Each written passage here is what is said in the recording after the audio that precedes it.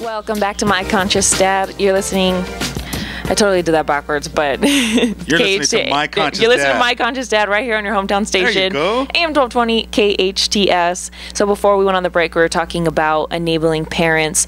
I know that we have a little bit extra. We want to give some tips here from Alex, my dad, and then we also have a question on Facebook that Andrew, our trusty board op, thought we should answer. So can I pull up the Facebook page right here? And if you're not tuned in, you can go in on Alex Urbina's page and see us live and ask us questions. So one of the questions from Jessica was, should adult children still living in your home pay room and board? When do you stop enabling them financially? So that's a great question. I'm going to let my dad answer it, one, because he's a parent, and two, because he just recently finally got rid of one of his kids. So he still has 2 adult children living at home. So go ahead.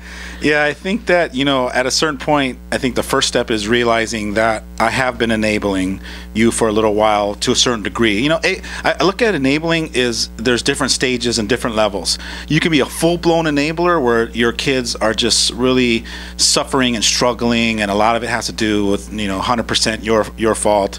And then some of it is I'm an 80% enabler, I'm a 40%, or I'm at 20%. We all enable to some degree, especially me. But I think that as you look and notice that you've been enabling your son or daughter for a certain period of time, and you decide that enough is enough, or I want to take a stand for you, or I love you so much that I want you to win in life, and you finally own up to it. I think that's the first step, is you telling your kids, look, I'm going to start saying no to certain things because I've come to the conclusion, I've realized that I haven't really been setting you up to win. And I think that's a powerful stand to take. I can't think of any kids that would look at their parents and say, wow, you're going to do that to me now, But I think it's powerful for you to own up to it first and then say, look, I'm going to learn how to transition you into learning how to discover your own personal power, and I'm going to work with you on it. We're going to do it in increments.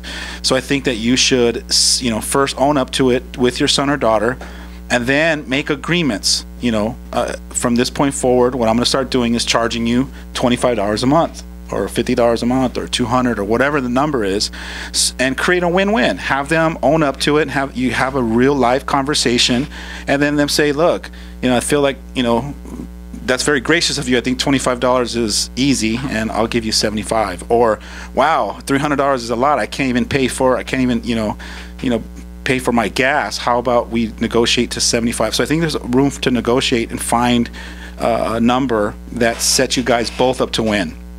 And then I would suggest that you take that money and secretly put it into an account for them. If you don't need it, put an account that they later on, if their car breaks down and they're been giving you rent for a while and they've been really working hard at that and keeping their word and trying to be an adult, and their car breaks down, you got that $400 or $500 there that you can go, here you go. And I think that that's a powerful way as a parent to set your kids up to win, is to transition them in a little bit at a time, rather than just one day getting upset and blowing up and saying, and from now on you owe me $500 a month. And I don't think that's gonna be self-serving. Yeah, I know that in our family, the kind of understanding that we have is, if you're going to live at home, you're either going to be working towards something at school or work, or your career, and you're going to contribute, whether that's doing the dishes, cleaning up the bathroom, everybody's bathroom, the community bathroom, or buying groceries, or just being there around the family and contributing. So sometimes it doesn't, I don't think, necessarily looks like money, or it doesn't have a monetary value, and you can stop supporting them financially in the sense that you don't pay for anything else. I have friends who are 21, 22, 23 years old, and their parents still pay for their gas, and their parents still pay for them to go out, which to me it's an idea that I can't even imagine, because I don't live like that. But if you do pay for them to go out, you do pay for their gas and their food and everything, then maybe it is time to let those, you start in increments. Okay, I'm not gonna pay for their gas anymore, I'm not gonna pay for them to go out anymore, but I'll still house them, I'll still feed them. And then you start letting certain things go, and you say, hey, you know what, I think maybe it's time you start paying for your own cell phone bill, or you start paying for some groceries. So sometimes it's not necessarily just rent, it's all the other extra things that you do for them. Absolutely. And I think that, you know, our situation, I think all situations are unique. Ours turned out to be unique because for me and your mom, we know how the economy is right now, especially for millennials, but we didn't use that as an excuse. So what we did was, let's figure out a win-win. Let's find something in the middle. And what was really important to us is that you guys go after your dreams. That's what we want. We want you to go after what you're passionate about. And between you and your mom, we decided together, we came to the conclusion, if our kids are going after their dreams and they're trying everything new and going out taking risks and getting out of their comfort zone, and they're shooting and missing or falling down or failing, but they're trying and they're going for it, that's what we want for you, and we'll support you at that. So that was the agreement that we made, and we sat you guys all down and we said, as long as you guys are going after and chasing something and you're passionate and excited about something, even if you don't know what it is and you're just out there trying to figure it out, we'll support you 100%. Minus all the things that when you start to get a job or you start to make a little bit here, we're going to start pulling back a little bit so that there's a balance. We want it to be balanced. I have a pet peeve. I'll be honest. I have a pet peeve with enabling. So that's just been my pet peeve since I was a kid, because I watched it in my family specifically, and I just decided that I didn't want to be like that. I didn't want to be that kind of a parent. So I flipped a switch inside of me. So what I ended up doing, I don't know if you know this or not, but when you guys were little and you guys would ask me for things, I created a 2 to 5 rule. For every 5 requests, I would say yes to 2 of them, and the other 3 I would say no, on purpose. I purposely forced myself to say no. Now, you know I'm a softie. I want to say yes to all 5 of them, but I purposely forced myself to say no. And what it did was, it broke me. It broke me to the point where I realized that I am not an enabler, and that I can say no, and that I will say no. And it doesn't matter if you cry and, you're in the, I think when you're a little kid and you're crying, the worst thing is to have a parent hear their little 5 or 6-year-old go, "Mommy, I hate you. You're the mean mommy in the world." For some parents, they're like, oh, they're on the outside of the hallway, they're crying themselves, because the last thing they want to do is to not be liked or loved by their kids. There's some dysfunction going on there. And so to me, what I decided a long time ago, when you started to get 8, 9, 10 years old, I decided, I don't care if you like me.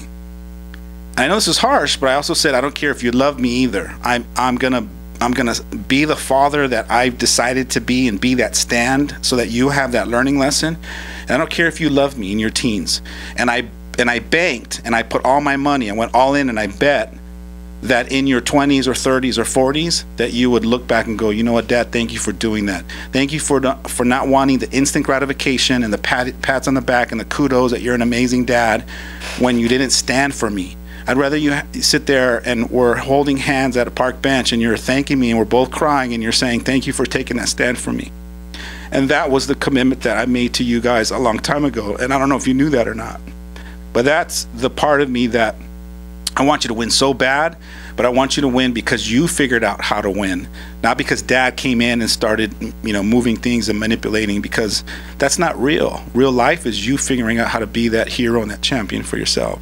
Yeah, and well, I guess first I want to say thank you for not enabling me. And I know that there was times growing up where I was I hate you so much for not being there, not helping me, and that was really hard. But just in the last 5 years, I've realized that, just in the last 5 years, I realized that there's a lot of stuff that I wouldn't be able to do now without having to just figure it out. And I also can see my friends and the difference between us and my siblings, and just pretty much, I guess, comparing with anybody, there's a lot of times where I look back and I'm like, oh my God, I can't believe how traumatic I was, just in my room crying or throwing things or whatever it looked like. And as long as you can be strong as a parent and say, you know what, you're right, I don't need to be, I don't need the pat on the back. I don't need to be instantly gratified with hugs and kisses and I love yous, because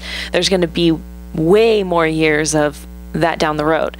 And, I guess I want to say thank you for not needing that, and not needing to be needed by us so badly that you enabled us or took care of us too much, or whatever it looks like to other, people listening, but I definitely do think, this sounds cliche, but I do think it made me stronger and the person that I am today, and more independent and able to handle anything, I think. Yeah, you have a high tolerance for life, and I think that is because me and your mom decided that we knew that between you and your brother that you were, for some reason, you had this ability about you that you were, maybe it was your stubbornness. We knew that you just had this stubborn side of you, because there's a good side to being stubborn and there's a bad side, but that stubbornness in you was going to be your greatest asset and your greatest gift. And a lot of times we just purposely, customized our parenting towards you because we knew that you would step up and rise. And look at you now. You're fearless. You take stuff on, and you just plow through, and I'm very proud of you. And that doesn't just happen on its own. It comes from the kind of mindful parenting where we are noticing those things. And me and your mom had several conversations at night talking about what's the best way to stand for you and to hold you to your highest. And I think that's what it really boils down to. I want to give some tips. I want to share a little bit of tips, but before I do that, I want to talk about some of the things that you should not be doing. So let's focus on some of the things that you should not be doing. So tip number one is to stop fixing your kids' problems. Don't go in there and start handling things for them and making phone calls to parents or teachers, but see if you can empower them to do it. See if you can get them to see the value of doing it for themselves and kind of walk them through that process. Tip number two is let things get worse. Decide that bad or failing or getting worse or worse, the bad scenarios or circumstances, that there's a learning process in there. Trust in that. Let things fall. Let things, fall down. And there's time. Be patient and realize that there's time in that. And that, the common thing that I tell parents is that when they're coming to me with a scenario, they're crying and they got tissue and they're like, oh my God, and they're worried and stressed out. And I got a big smile on my face. And when they're done sharing, they go, what are you smiling at? And I go, this is the greatest moment for them. And here you are putting and projecting all of your fears and all of your stuff into this moment. What a great moment for them. And all it is just a perspective shift. And when I share that perspective shift, a light switch goes on and I go, oh my God, I never saw it like that. And so when they're able to see that, opportunities to fail, or, when we make mistakes, or this is the worst time possible, you can actually choose in the quiet moment to flip a switch and see it as an opportunity for growth. See it as a learning lesson. See it as, this is the lesson that for the rest of my life, I'm going to learn that I'm an amazing person and that I can handle anything. Why would you rob that opportunity from your kids to decide that for themselves? That's what you're doing. You're getting in and tainting those moments, and you're muddying up the water for them so that they can look at that moment and go, wow, I can do anything that I put my mind to. If you're in there in the mix, they can't come to that conclusion. That's where you're getting in there and you're messing that up. So let things get worse and let that be okay. Tip number three is stop feeling guilty. You feeling guilty is not going to support you in taking a stand or saying no or getting in there and allowing them to do things. That guilt is just gonna just send you down a whole nother road. So do the work that you need to do to decide that you don't need to fix that for them, and they're not relying on you, and they're not going to fall down, and their life's not going to be over with just because you say no or don't help them. So get rid of the guilt. One of the things I wanted to address on, the tip number two about letting things get worse. I understand how parents can be so afraid that their kids are going to make mistakes or they're going to get hurt, especially, or go through something that they previously went through, because they know how it feels. But one of the things that makes me feel better about taking on new things or doing something I've never done before or whatever, one of the things that always makes me feel better is knowing that everything can be fixed. So even if it's the worst of the worst, there's still another way to get out of it. There's still a possibility to go back on it, or and sometimes I will be dead scared, shaking like in where I'm standing, and the only thing that will make me either push or jump off the ledge is knowing that I can fix this if it goes wrong. That's right. And you can't come to that conclusion if I'm in there trying to coddle you and protect you and manage things around you so that you don't ever fall and fail. You can only come to that conclusion by actually failing, and me allowing you, or me and your mom allowing you to swim around in that and go into your room and be depressed for a little while, and every once in a while knock on the door and just come in and give you a hug and let you know it's going to be okay. And then tomorrow you wake up and you're back, you're like, boom, you bounce back. And that can only happen if you allow that process to unfold like that. So here's some tips on how to empower your kids. So let's think of transitioning the word enabling, and we're gonna transcend it into empowering. So from enabling to empowering. Tip number one, first, you got to believe that your kids are capable. That's number one. Your belief is important. If you believe your kids aren't capable, of course it's going to make sense that you go in there and you handle everything. So you got to start with, my kids are capable. If you have to create an affirmation or write it all over the house and put it everywhere to train yourself to believe that, do what you need to do. But you got to first start off with, my kids are capable and competent, and they got, you know, the will of a tiger, and, you know, they can persevere and they can handle a lot. You got to start to train yourself to believe that. That's number one. If you don't have that, you can't even get past the other steps. Well, if you don't believe in them, a lot of the times they don't believe in themselves. It's kind of just like, oh, well, Mom, who I look up to and knows everything, doesn't believe in me, so she's right, I can't do it. That's right. They're gonna respond and believe based on what you believe. So you got to get yourself there first.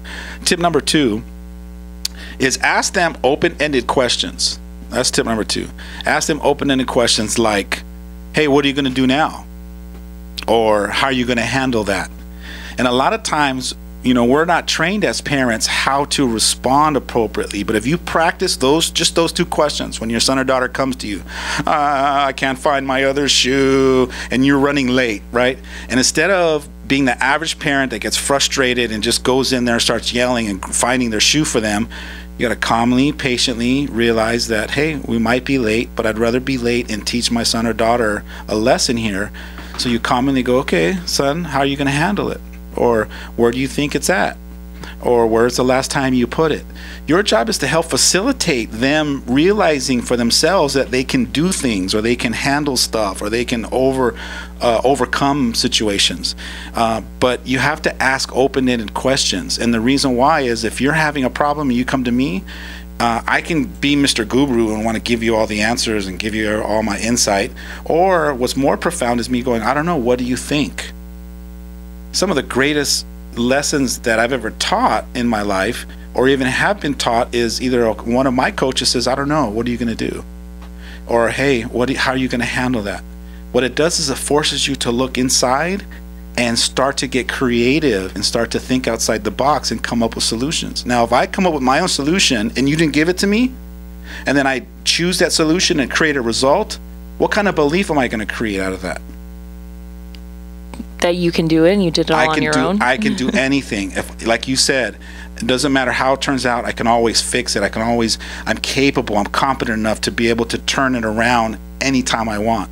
And so that's important, is asking open-ended questions so that you can draw out the solutions and the answers from your kids rather than trying to put it into them. You've lost that window after they turn 6 or 7. You need to start drawing it out. Tip number 3 is speak into their greatness.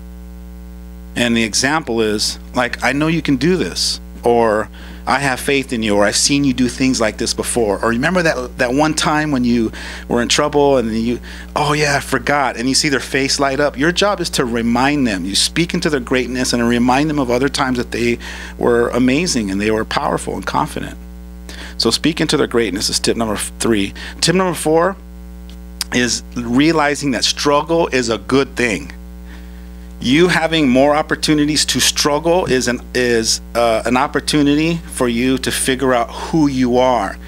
It's a situation that's designed for you to look at yourself, to decide how amazing you are, how confident and how smart you are, and how clever and creative you can be.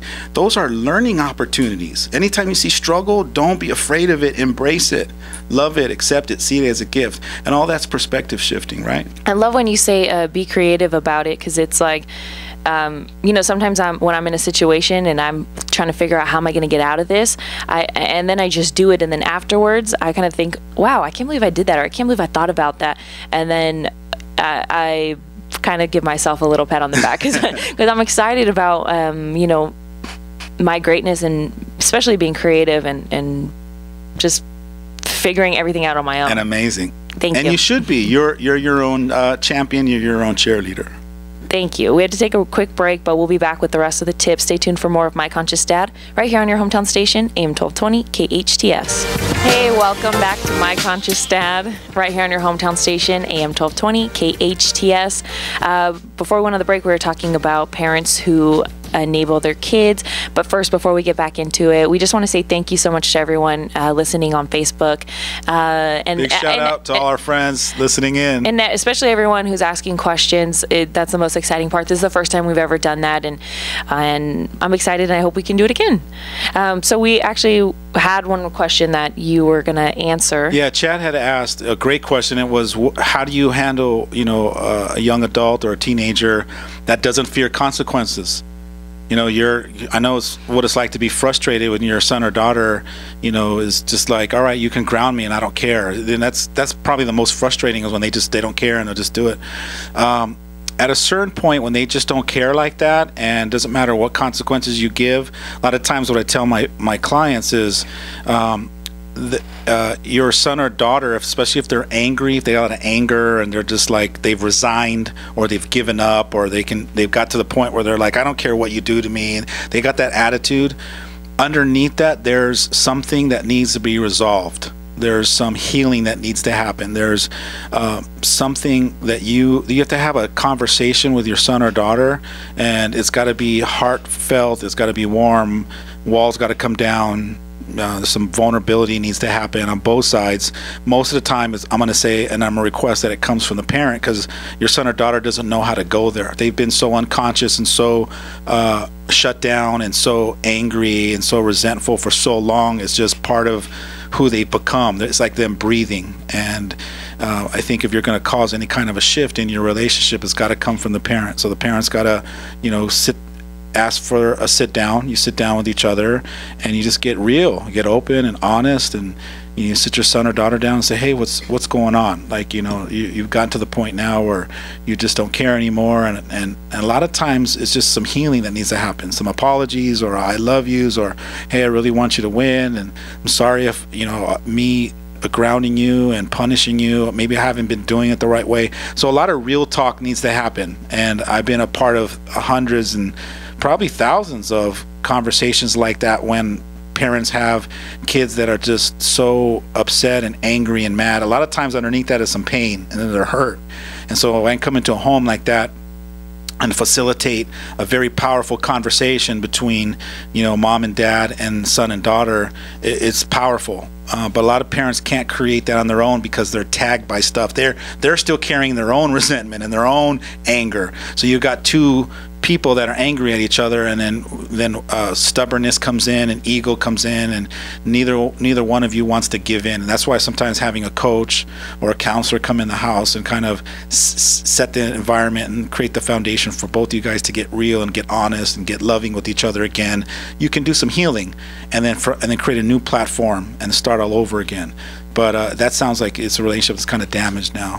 Yeah, and I think when you do sit down and you do have that conversation, it's really important, especially as the parent, to let them vent and don't try to defend yourself so much. And that goes for any relationship. And that's one thing that I've learned in my relationships, is that if you're defending yourself, you're not hearing them, or I feel like you're not hearing me. So it's really just something as simple as not defending yourself in one of those conversations, and I can almost guarantee that it's going to turn out completely different than all your past conversations, just by taking that little piece out. Absolutely. And I feel like that stage that you're talking about is just level 1. Level 2, beyond that, if you want to really go like bonus homework, is apologize or take ownership, or just be honest and say, hey, you know what, you know, Christina, I don't know what I'm doing, or you know what, I make mistakes, or sometimes I get heated and I ground you, or I punish you, or I do things that I let my anger get in the way, or I parent you from trying to control you. Sometimes just being honest and open will cause such a powerful shift between your kids. It's amazing. I've seen living rooms and families transform when the parents are courageous enough to just own up to, hey, I made a mistake, or hey, I'm sorry. And I've seen families crumble and fall apart and kids run away when the parent is just stubborn and saying, no, it's my way and I'm not going to apologize. We have a presidential candidate that just doesn't want to apologize, and it turns people off because we want to see some authenticity. We want to know that you are real and honest and you're a real person. You make mistakes. We can forgive you for that, and your kids will forgive you, but you got to own up to things. That's what's powerful. That's what inspires and empowers your kids, is when you're willing to say, I made a mistake, or I don't know how to parent you, or hey, maybe dad or mom needs to take some classes. Kids love that. Hey everyone, thank you so much for joining us today on My Conscious Dad, right here on your hometown station, AM 1220 KHTS. We're here every Friday from noon to 1 p.m.